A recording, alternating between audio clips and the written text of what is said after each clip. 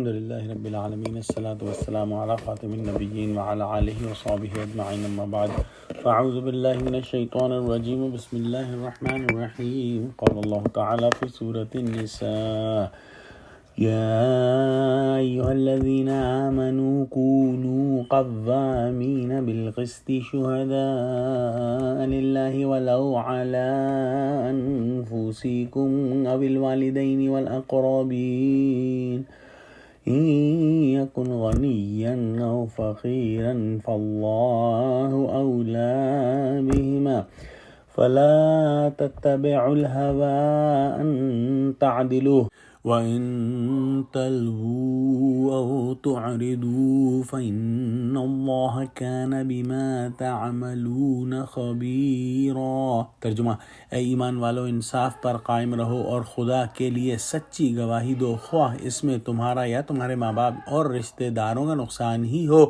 اگر کوئی امیر ہے یا فقیر تو خدا ان کا خیر خواہ ہے، تو تم خواہش نفس کے پیچھے چل کر عدل کو نہ چھوڑ دینا۔ اگر تم پیچیدہ شہادت دو گے یا شہادت سے بچنا چاہو گے تو جان رکھو خدا تمہارے سب کاموں سے واقف ہے۔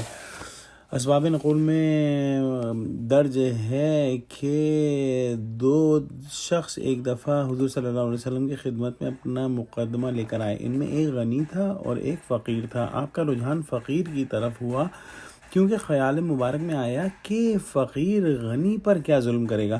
اس پر آیت بالا نازل ہوئی اور اللہ سبحانہ وتعالی نے حکم دیا کہ انصاف کو قائم رکھا جائے۔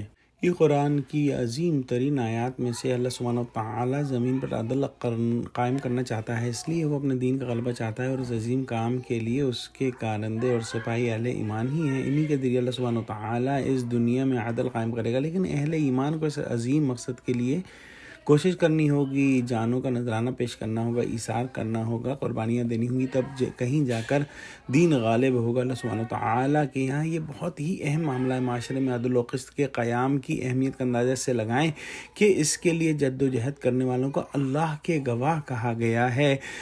عدل اجتماعی یا سوشل جسٹس پر اسلام نے جتنا زور دیا ہے، بدقسمتی سے مسلم معاشرے میں اس کی طرف سے اتنی ہی لاپرواہی ہے۔ شریعت کا نفاذ بہت ضروری ہے، لیکن شریعت نافذ کرنے سے پہلے نظام کو بدلنا ضروری ہے۔ دین کا نظام قائم کیا جائے اور پھر اس نظام کو قائم رکھنے کے لیے، اس کو مستحکم اور مضبوط کرنے کے لیے، اسے مستقل طور پر چلانے کے لیے اسلامی قانون نافذ کیا جائے، کیونکہ قانون ہی کسی نظام کے استحکام کا ذریعہ بنتا ہے۔ قانون کے صحیح نفاذ سے ہی کوئی نظام مضبوط ہوتا ہے۔ یہی مضمون سورہ مائدہ کے اندر بھی آیا اور وہاں ارشاد فرمایا یا ایھا الذین آمنوا کونوا قوامین للہ شہداء بالقسط۔ یہاں پہ ترتیب بدل گئی اور گویا اللہ اور عدل و قسط مترادف الفاظ ہیں۔ عدل و قسط کرنا نہایت ضروری ہے، خواہ یہ انصاف کی بات اور شہادت تمہارے اپنے خلاف ہو یا تمہارے والدین یا تمہارے قرابت داروں کے خلاف ہو، ہمیشہ انصاف ہی کا ساتھ دینا ہے، عدل و قسط ہی کو قائم کرنا ہے۔ اللہ سبحانہ وتعالی جو ہے وہ سب کا رازق ہے، کفیل اللہ سبحانہ وتعالی ہی ہے۔ تمہیں کسی کی جانبداری نہیں کرنی ہے، نہ ماں باپ کی، نہ بھائی کی، نہ خود اپنی، اور نہ کسی غریب مسکین کی۔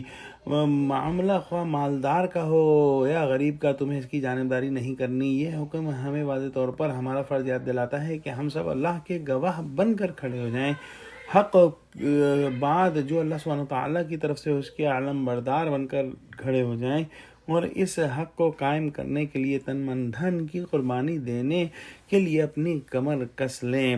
آخر میں بیان ہوا کہ اگر تم نے لگی لپٹی بات کہی یا حق گوئی سے پہلو تہی کی تو جان رکھو کہ جو کچھ تم کر رہے ہو اللہ سبحانہ وتعالیٰ کو اس کی پوری خبر ہے۔